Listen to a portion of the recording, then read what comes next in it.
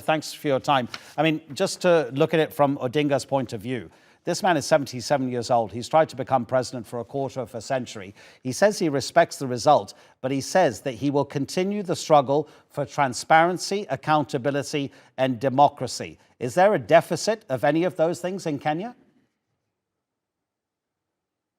I think quite clearly there is. And you give a very fair assessment of the man.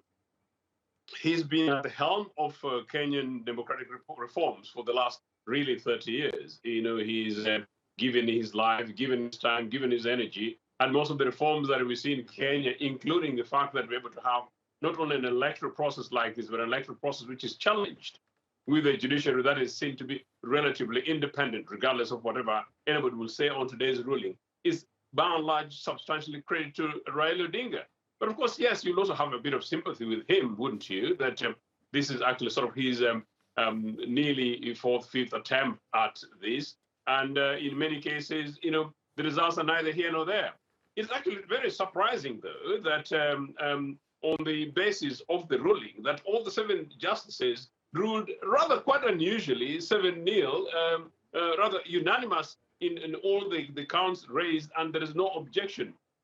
It is too early to call, rather too early to make this analysis. I think independent analysts, especially our land friends and brethren, will have a go at this. But for the moment, I think it's possibly a relief to Mr. Ruto, who has a huge job in trying to bring together a massively divided country.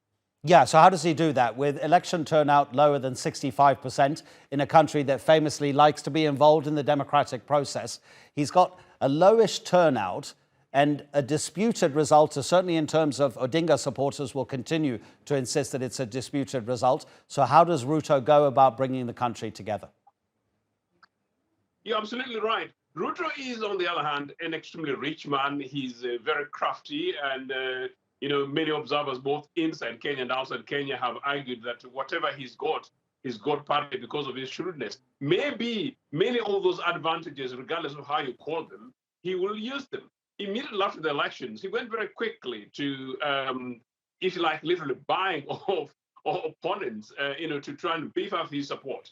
50% in every sense in the rest of the parliamentary governorship elections really is divided in between two.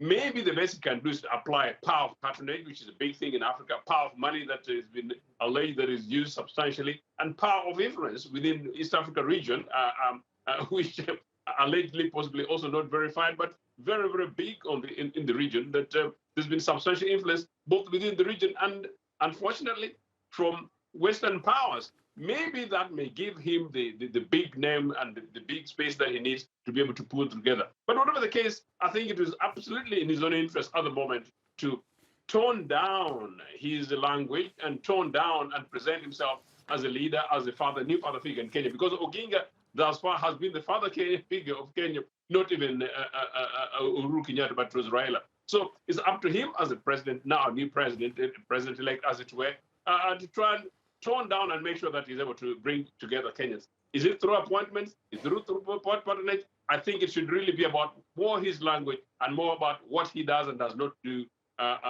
let alone in terms of appointments. Joseph, always appreciated. Thank you so much indeed. Joseph Ochieno.